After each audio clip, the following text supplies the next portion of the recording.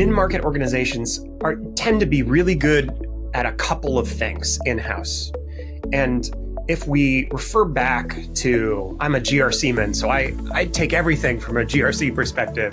If we look at these big GRC structures, critical security controls, NIST cybersecurity risk framework, the Australian critical security controls, all these frameworks have hundreds of items in them, hundreds of controls that need to be regularly assessed as part of a greater risk format, where on a yearly or every couple of years basis, organizations go back and look through their environment.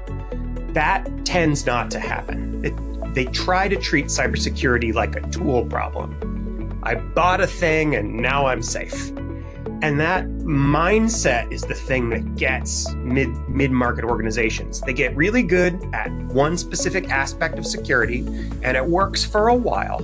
They buy one set of tools and they become subject matter expert in one set of tools, or they buy a bunch of tools and they don't get good at really any of them, and they kind of molder on the shelf. But then what happens is the security landscape changes. Something that they're not good at, something they don't have expertise, becomes the new significant threat, and threat actors find that really quickly in the threat actor ecosystem.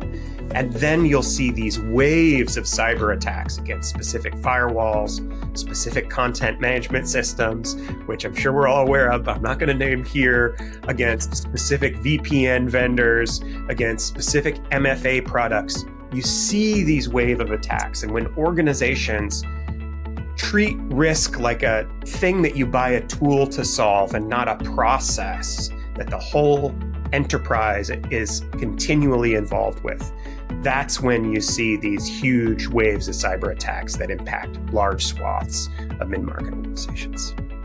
And Philip, just a definition check there. You used the term GRC at the beginning of that. What does that mean? Governance, risk, and compliance. So it's exactly as Anthony was talking about. Governance is the structure where leadership takes a role in ownership and security outcomes. Risk are all the different ways that we can calculate danger to an environment based on the value of their assets, the likelihood of an attack, the specific vulnerabilities of a thing, the impact that those attacks will have, and then finally compliance. Complying with these rules that an organization has seen as their North Star, as their specific ways to mitigate those risks. Those are all really critical parts of cybersecurity.